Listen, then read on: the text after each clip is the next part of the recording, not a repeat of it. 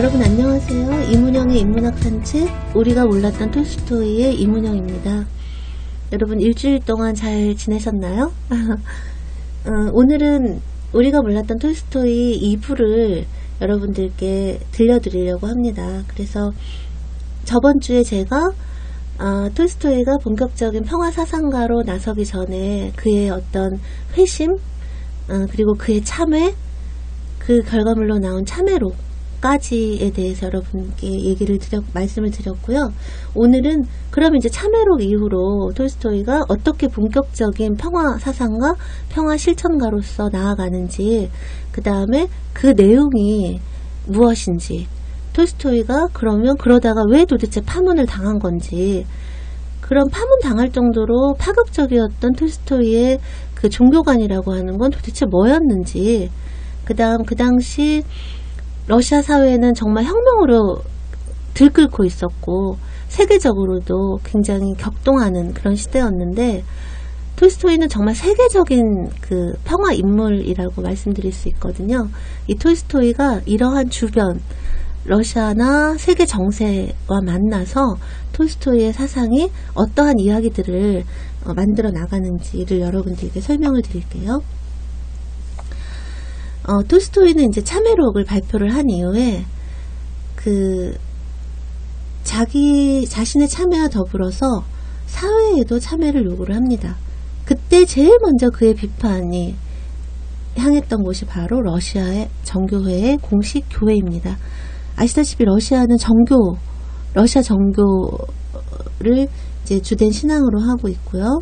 그 공식 교회가 있고 거기 총대주교라고 해야 되나요? 이제 그런 게 있고 했는데, 톨스토이는 민중의 신앙과 달리 이런 공식 교회가 요구하는 신앙 속에 어떤 허위 그리고 어떤 폭력이 존재한다라고 생각을 했습니다.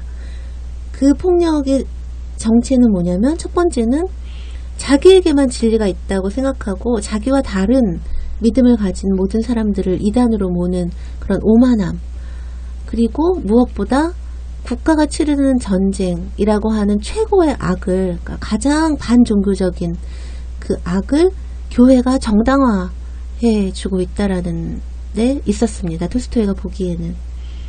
그래서 톨스토이는 참회록 이후로 그런 종교 비판된 책들을, 이론서들이죠. 그러니까 소설이 아니라 그런 이론서들을 굉장히 많이 쓰는데요. 예를 들면 나는 무엇을 믿는가. 보통 이제 나의 신앙이라고 우리나라에 많이 알려져 있고요. 뭐 교리신학 연구, 종교란 무엇이며 그 본질은 무엇인가. 이런 책들을 내게 되고요. 근데 이 책들의 주된 논조는 다 당시 러시아 공식 교회를 아주 신랄하게 비판을 하는 거였거든요. 그래서 결국 그 검열에 걸려서 당시 러시아에서 제대로 출판되지 못하고 주로 다 유럽에서 먼저 출판이 되게 됩니다. 그리고 이런 종교 관련 저작들을 통해서 이제 한편으로는 비판을 하고, 한편으로는 그렇다면 이런 거짓된 기만적인 공식 교회를 대체할 만한 새로운 신앙은 무엇인가에 대해서 톨스토이는 자신의 어떤 그 견해를 피력을 했습니다. 책들 속에서. 그래서 이 톨스토이가 창설하고 싶어 했던 진실로 새로운 기독교를 이제 만들어야 된다고 생각했는데, 그 핵심을 담고 있는 또 다른 저술, 또 간디가 이 책을 읽고서 이 책 앞에서 다른 모든 책들은 빛을 잃는다 라고 극찬을 했었던 그 책이 하느님 나라는 내 안에 있다, 너희 가운데 있다, 이런 책이 있습니다. 그래서 이 톨스토이가 창설한 진실로 새로운 기독교의 실체, 그러니까 가장 중요한 실체가 뭐냐면, 저번 시간에 말씀드린 것처럼 톨스토이에게 있어서 종교는 어떤 우주, 생명과 인간에 대한 관계면서, 또 그 인간이 이 땅을 의미있게 살아가기 위한 어떤 규칙들, 약속들이라고 말씀드릴 수 있거든요. 근데 이런 그런 규칙들의 약속을 아무리 무식한 사람도 다 이해하고 실천하기 위해서는 쉬워야 되잖아요. 누구든 들으면 이해할 수 있고. 근데 타락한 교회들이 그러니까 자기들만이 어떤 종교나 신앙에 대한 특권을 가지기 위해서 되게 알쏭달쏭한 기적이나 아니면 아주 뭐 미스테리한 신비 이런 것들로 이렇게 너무나 자명한 어떤 규칙들, 말씀들 이런 것들을 가린다라고 톨스토이는 생각을 했습니다. 그래서 톨스토이는 일체의 신비와 기적, 또 불합리한 믿음이 제거된 누구나 이해할 수 있는 아주 이성적인 종교로서 초기 기독교를 회복하자라고 주장을 합니다. 근데 이 초기 기독교의 정신이라고 하는 것은 무엇보다 4대 복음서, 그러니까 신약의 4대 복음서에 집약되어 있고 그 중에서도 특히 마태복음 5장에서 7장의 그 산상 설교 있죠. 예수의 산상 설교에 집약되어 있다라고 톨스토이는 주장을 했고요. 그래서 이 산상 설교의 핵심을 톨스토이는 화내지 말라, 간음하지 말라, 맹세하지 말라, 악의 폭력으로 대항하지 말라, 적을 내 몸처럼 아끼라 이렇게 5가지로 요약을 하고 구약의 10계명을 이 5계명으로 대체를 합니다. 그리고 톨스토이는 이 모든 계율 또 이 모든 기독교의 그런 약속이나 규칙들을 관통하는 것은 바로 사랑의 법칙이고 이것은 기독교 황금률, 그러니까 마태복음 7장 12절에 무엇이든지 남에게 대접을 받고자 하는 대로 너희도 남을 대접하라 라고 하는 여기에 잘 드러나 있다라고 생각을 했습니다. 그러니까 톨스토이는 사랑이야말로 인간의 삶을 의미있게 만드는 죽음 앞에서도 인간의 삶을 무력화시키지 않는 유일한 것은 사랑의 실천, 사랑의 법칙이라고 생각을 했고 주장을 했고 이러한 생각은 톨스토이가 죽을 때까지 변하지 않습니다. 이렇게 사람이 그러니까 어떤 신을 위한 종교가 아니라 사람을 위한 종교고 내세를 위한 종교가 아니라 현세의 삶을 위한 그런 종교로서의 새로운 기독교를 주장했던 톨스토이에게 예수는 무엇보다 인간 예수였습니다. 그래서 톨스토이는 예수를 신으로 섬기는 거야말로 가장 큰 불경이라고 했고요. 그 다음에 아까 말씀드린 것처럼 모두에게 이해되고 쉽게 실천하기 위해서는 어떤 불합리한 기적이라든가 신비, 그 다음에 그 불합리한 어떤 의식들, 허례허식들 이런 것들이 다 제거돼야 된다라고 톨스토이는 주장을 했고요. 그래서 톨스토이는 사실 인간 예수, 즉 예수의 신성을 믿지 않았을 뿐만 아니라 예수의 부활도 믿지 않았고요. 그 다음에 예수의 그 피를 통한 대속, 죄를 씻는 것, 그 다음에 예수의 미래의 재림도 믿지 않았습니다. 그 다음에 창조설, 성삼위일체, 동정녀 수태, 뭐 아담과 이브의 원죄, 천국과 지옥 같은 사후세계 이런 것들을 모조리 다 부정을 했습니다.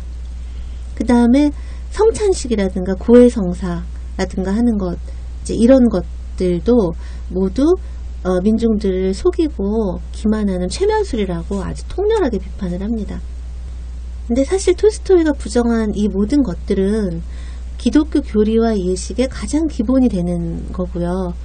특히 예수의 신인성, 그러니까 신이면서 인간인 신인성이나 부활 또 예수를 통한 구원과 영생을 믿지 않는 기독교를 과연 기독교라 할 수 있을지는 지금의 관점에서도 사실 의심스럽습니다. 그러니까 그런 걸 다 탈탈탈 털어내고 톨스토이가 받아들인 건 오직 예수의 가르침, 즉 사랑, 절대적인 사랑의 실천 그것밖에 없었습니다. 그래서 사실 톨스토이의 이 새로운 기독교를 그리스도 없는 그리스도교고 기독교를 참칭한 이교다라고 비판을 한 사람들도 있었고요. 사실 내용상 이단으로 간주되기에 충분한 면이 없지 않아 있다고 할 수 있습니다. 마침내 1901년 2월에 러시아 정교회 최고 종교회의는 톨스토이를 사이비 교주로 칭하고 그리고 톨스토이의 파문을 공식 발표를 하게 됩니다. 기관지를 통해서. 근데 톨스토이는 여기에 대해서 내가 정교회를 버린 것은 맞다. 그러나 신을 거역해서 버린 게 아니라 온 힘을 다해 신을 섬기기 위해서 버렸다. 그리고 지금 현재 교회의 가르침은 교활하고 해로운 거짓이고 정말 천한 미신과 속임수의 조합이다 라고 얘기를 합니다. 그리고 정말 신성한 것이 있다면 지금 교회가 저지르고 있는 기만을 폭로할 의무야말로 가장 신성하며, 만약 예수가 지금 이 땅에 나타나서 자기 이름으로 행해지는 이 모든 사기와 협잡을 눈앞에 목도한다면 마땅히 큰 분노로 모든 것을 내던져 버릴 것이다 라고 정교의 파문에 대해서 정면으로 맞서게 됩니다. 사실 톨스토이가 파문당한 진짜 이유는요, 톨스토이가 이렇게 종교상의 파격을 요구했기 때문만은 아닙니다. 사실 톨스토이가 그런 종교적인 파격을, 교리나 형식이나 파격을 요구했던 이유는 단 하나, 그런 단순화와 절제를 통해서만 누구나 이해 가능하고 누구나 실천 가능한 예수의 가르침이 온전히 드러나기 때문이라고 믿고 있었기 때문입니다. 그렇다면 이렇게 쉽고 간명한 예수의 가르침이 도대체 왜 실현되지 않는 걸까? 이웃을 내 몸처럼 사랑하고, 그리고 남이 나에게 해주길 원하는 것만큼 나도 남에게 하고, 이렇게, 그리고 용서하고 베풀고 하고 하는 이거를 왜 사람들은 실천에 옮기지 못할까? 라고 하는 그 이유가 바로 톨스토이는 국가 때문이라고 얘기를 합니다.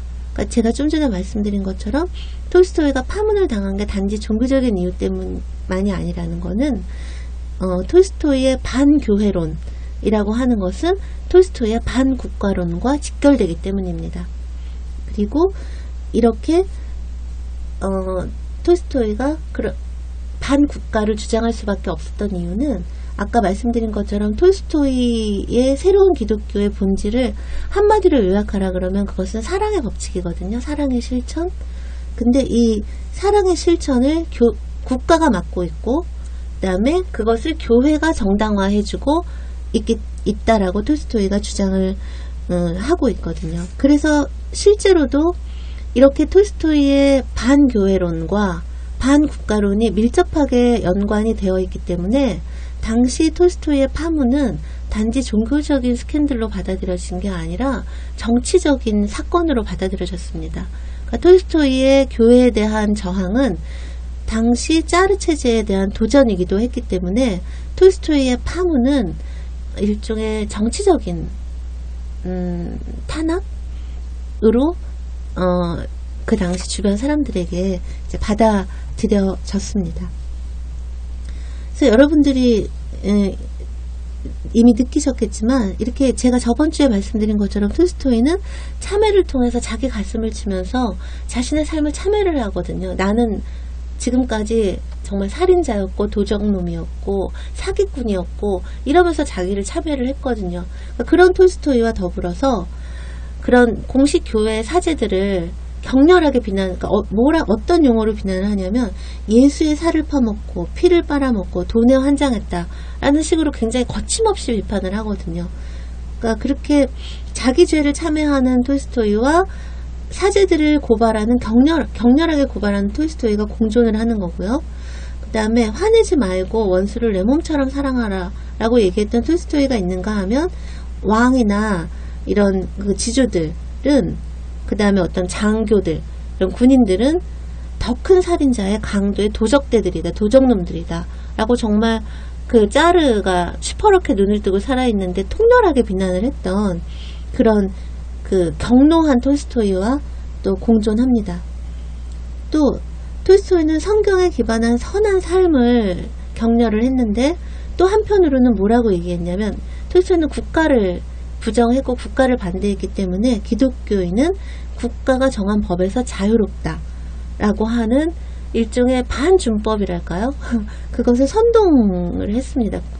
그러니까 복음서는 국가도 교회도 부정한다, 기독교인은 법에서 자유롭다 라고 주장했던 톨스토이가 공존한다라고 말씀드릴 수 있습니다. 그러니까 이런 식으로 어떤 종교인 톨스토이는 어떤 반체제적인 저항자 톨스토이와 결합이 되고, 그 다음에 어떤 사랑의 법칙을 실천하라고 했던 평화의 사상가 톨스토이는 그런 평화를 실현하기 위해서는 무엇을 해야 하는가 라고 하는 그런 평화의 실천을 사람들에게 그 실천의 길을 인도해주는 실천가와 결합이 되게 됩니다.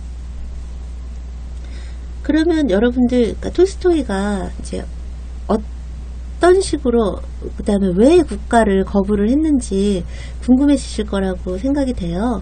그게 가장, 그러니까 톨스토이가 그 참회록 이후로는요, 가능하면 예술작품을 쓰기보다는 이제 이론서들을 굉장히 많이 썼어요. 그러니까 자신의 이런 종교적이거나 또는 윤리적이거나 이런 것들을 드러내는 그런 이론적인 책들을 많이 썼고요. 물론 이제 그 이후에도 시나리오 희곡도 썼고, 소설도 아까 말씀드린 것처럼, 그러니까 저번 주에 말씀드린 것처럼 부활 같은 장편 소설도 썼고, 뭐 그 다음에 농부나 어린이들을 위한 동화나 이런 것도 쓰고 하기는 했지만, 그런 말년에 쓴 그런 예술 작품들은 어떤 톨스토이가 생각했던 평화사상에 봉사하는 그런 작품으로서의 성격이 좀 강했다라고 말씀드릴 수 있습니다. 근데 톨스토이가 이렇게 후반기에, 그러니까 참회록 이후에 평화사상가로 자신을 전면화한 이후에 쓴 글들에는 거의 대부분 반국가주의적인 그 사상들이 드러나 있다고 봐도 과언이 아닙니다. 근데 그 중에서도 저번 시간이었나요? 그 하느님 나라는 내 안에 있다라고 하는, 앞으로는 제가 하느님 나라라고만 말씀을 드릴게요. 이제 거기 그 책 속에 가장 정확히 나타나 있다라고 말씀을 드릴 수가 있어요. 그럼 이제 이런저런, 그 다음에 또 톨스토이가 폭력의 법칙과 사랑의 법칙, 이런 톨스토이의 정신적 유언이라고 불리는 이제 책도 그런 반국가주의에 대해서 그런 내용을 갖고 있는 책이라고 할 수 있고요. 그럼 톨스토이는 왜 국가를 거부를 했을까요? 그거는 진정한 그런 기독교가 실천해야 할 사랑의 법칙을 국가가 기반한 폭력의 법칙이 불가능하게 하기 때문입니다. 즉 톨스토이가 보기에 국가의 기반이 폭력의 법칙에 있다라고 생각했다라는 거죠. 그러니까 사랑이 남에게 대접받고자 하는 대로 남을 대접하는 거면, 폭력은 남에게 대접받기 위해서 남을 강제하는 것이다. 근데 국가를 한번 살펴보면 통치의 근간을 이루는 사법제도, 조세제도, 병역제도 모두가 폭력과 강요에 기반한다라고 톨스토이는 본 것이죠.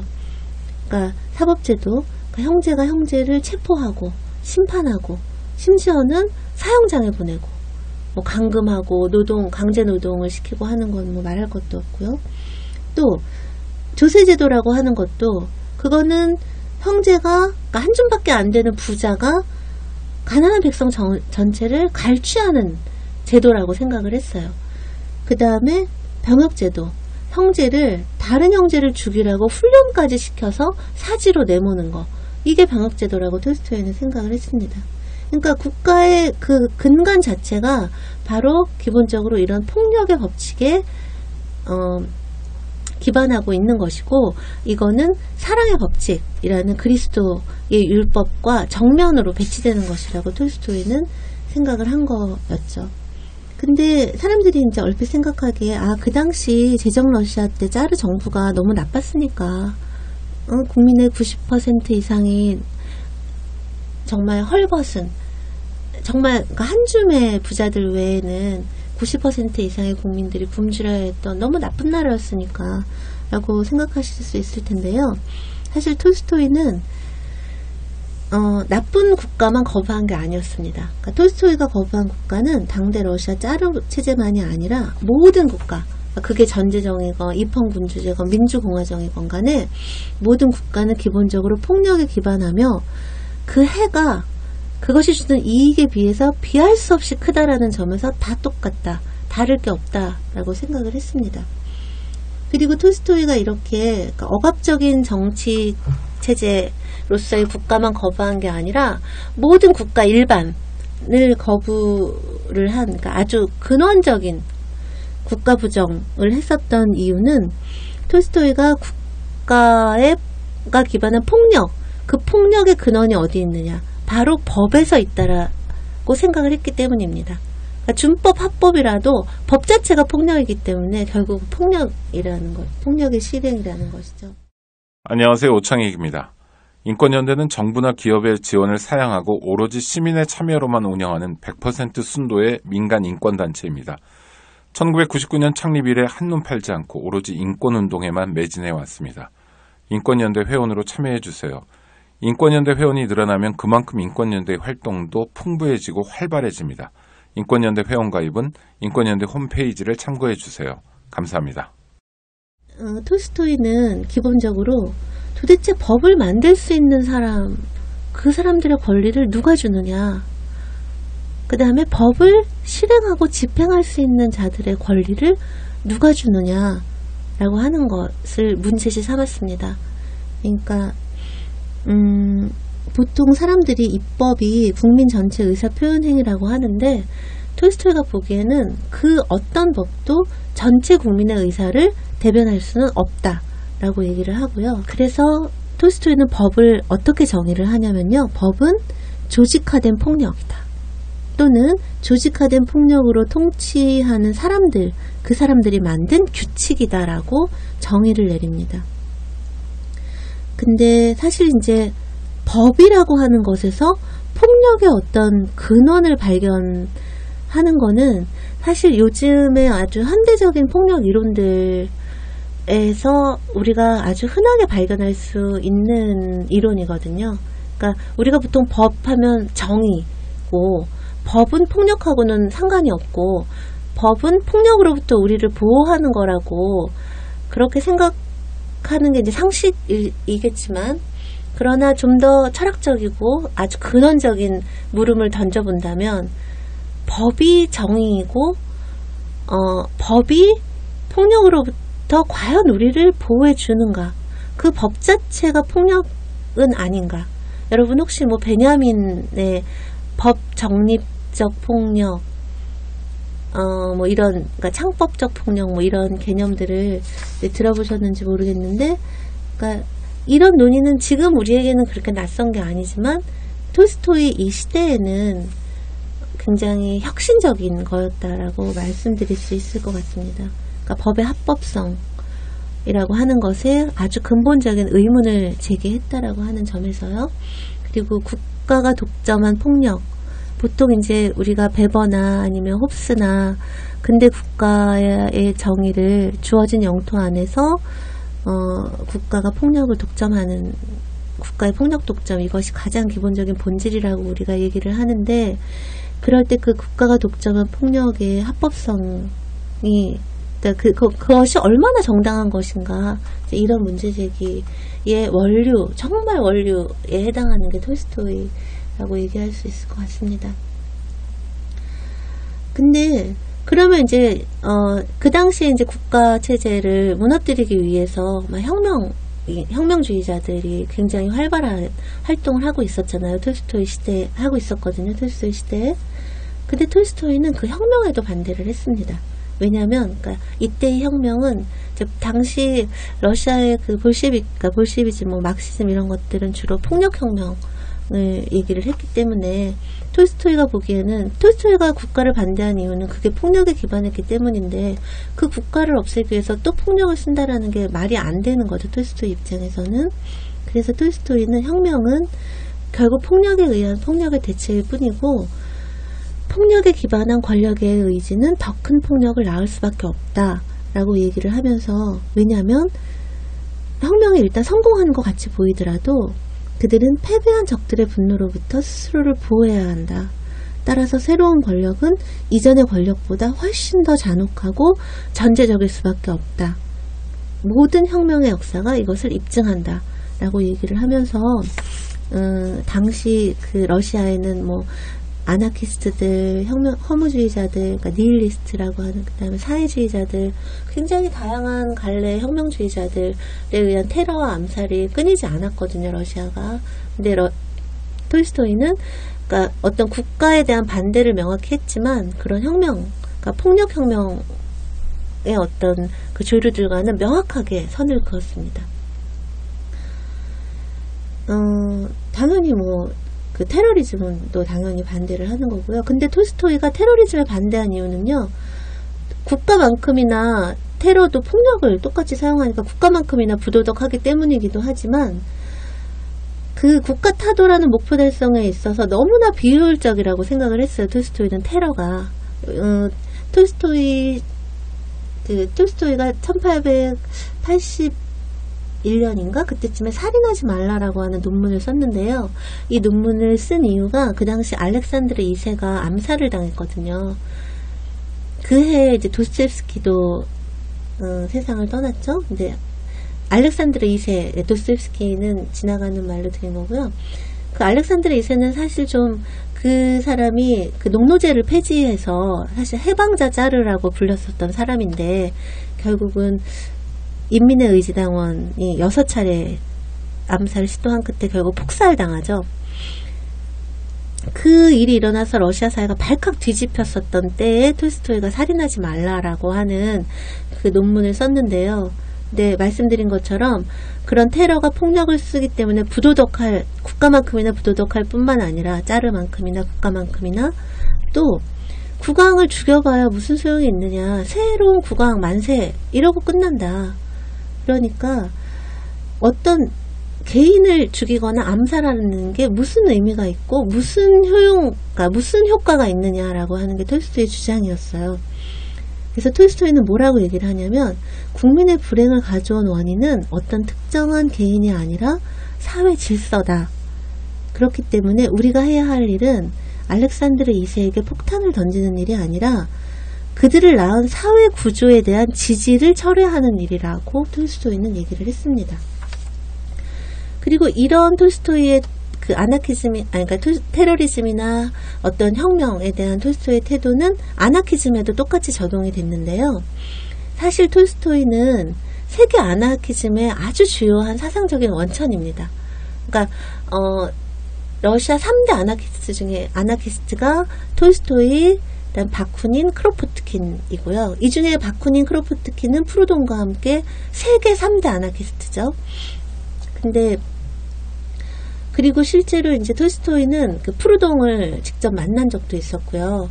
그래서 그 프루동의 사상에 굉장히 큰 그 인상을 받았습니다. 그리고 오히려 또 정작 그 러시아인이었던 바쿠닌이나 크로포트킨하고 만난 적은 없지만 서로 굉장히 그러니까 긴밀한 지적인 교류를 나눴어요. 특히 크로포트킨하고는.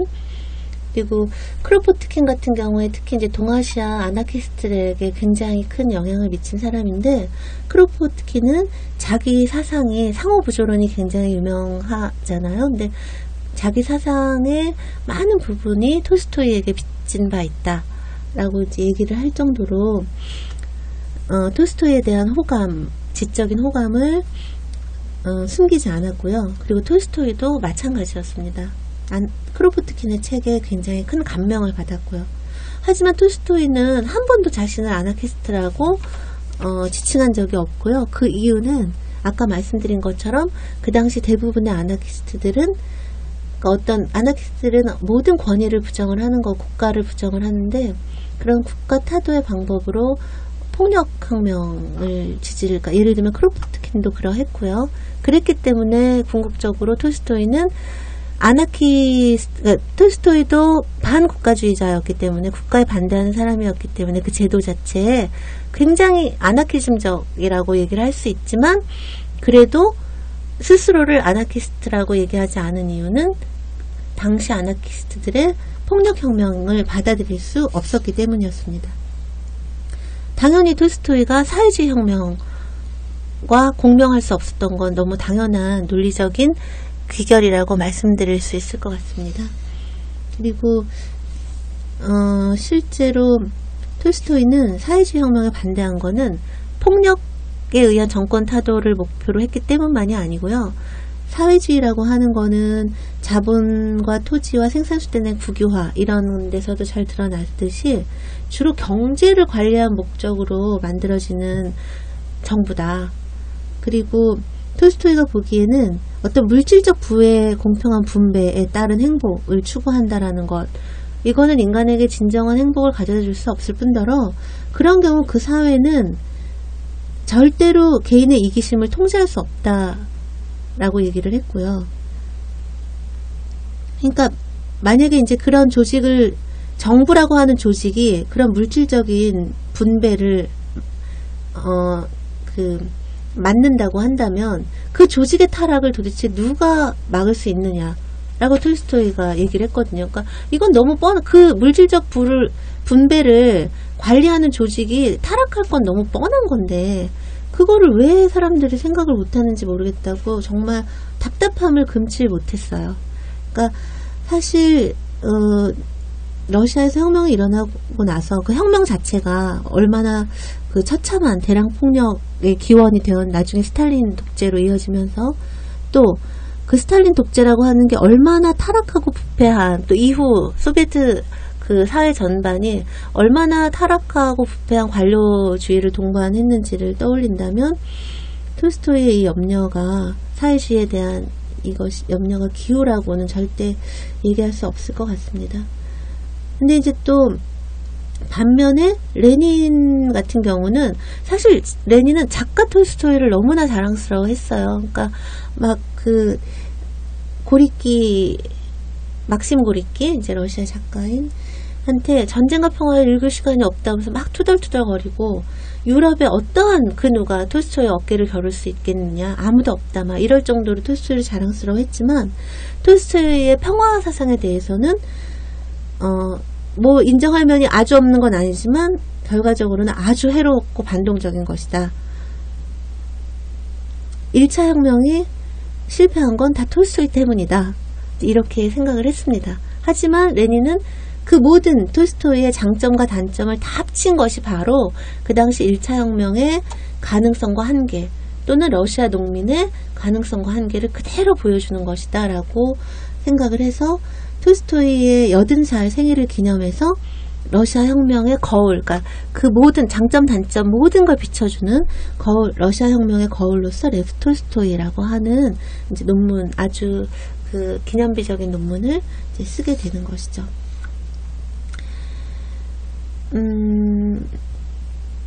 톨스토이는 권력을, 정치 권력을 부정했고, 그 다음에 폭력을 부정을 했고, 그러니까 이 모든 게 레닌이 내세웠던 그 유일한 방법은 프롤레타리아 혁명론, 프롤레타리아 독재와 모든 점에서 대치되는 거였기 때문에 두 사람이 뭐 서로를 그러니까 그 레닌이 톨스토이를 부분적으로 인정한다 할지라도 절대 화해할 수 없는 관계였다라고 말씀드릴 수 있습니다. 그러면 이제 오늘 마지막이 될 것 같은데요.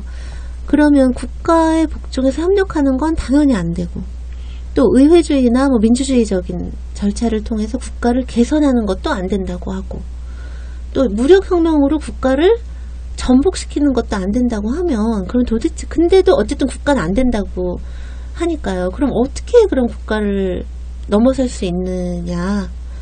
톨스토이는 어떻게 그 방법에 대해서 뭐라고 얘기했는지 말씀을 드리겠습니다. 톨스토이는 싸워야 된다. 그러나 폭력이 아니라 삶으로 싸워야 되고 그 도덕적인 힘으로 싸워야 한다라고 얘기를 했습니다.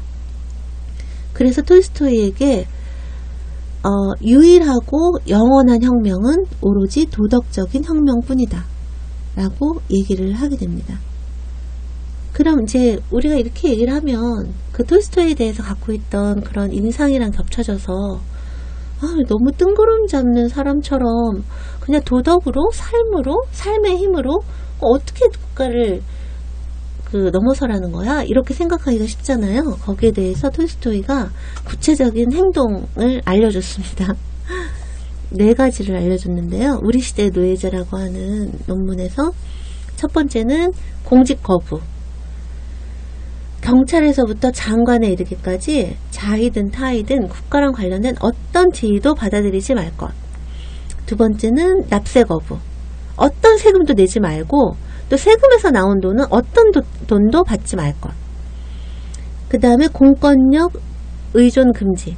그러니까 뭐 자기 신변 보호를 위해서건 재산 보호를 위해서건 간에 경찰이든 뭐 군대든 이런 데 의존하는 거 절대 하지 말라.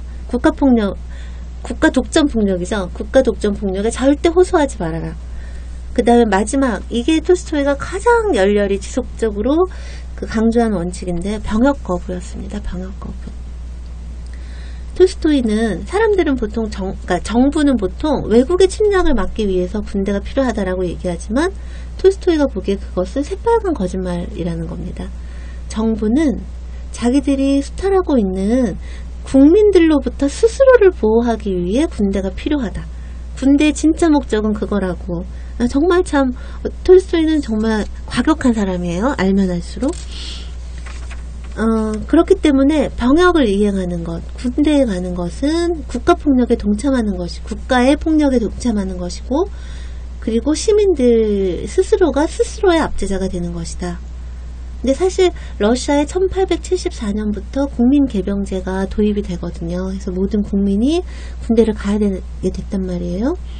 이 국민개병제의 도입을 톨스토이는 사회의 모든 근간을 파괴하는 가장 지독한 악이라고 얘기를 했습니다. 그리고 병역 거부야말로 진정한 기독교인의 의무라고 주장을 하게 됩니다. 그리고 이렇게 이 양심적 병역 거부에 대한 톨스토이의 신념이 이렇게 확고했던 이유는 톨스토이가 최고의 악으로 여겼던 게 전쟁이었기 때문이고, 병역은 전쟁 기계를 만드는 것이기 때문입니다. 그리고 실제로 톨스토이는 이제 말만 이렇게 한 게 아니라 행동으로도 그 양심적인 병역 거부자를 돕는 일에 적극 나섰고요.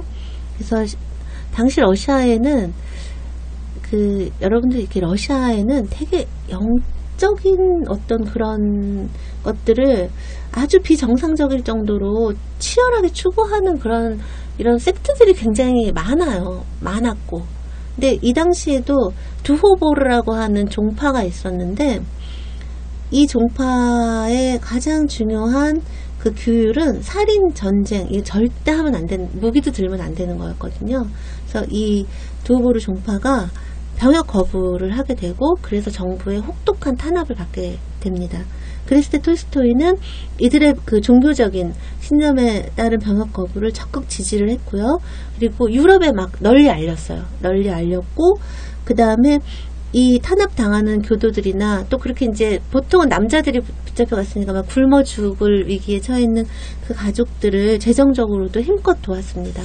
그래서 실제 그때 부활 작업이 지지부진했는데, 부활 소설, 그때 그 톨스토이가 하고, 그 다음에 또 해외 퀘이커 교도들도 노력을 해서 이 두호보르 종파들이 캐나다로 집단 이주를 하는 걸로 결정이 났거든요.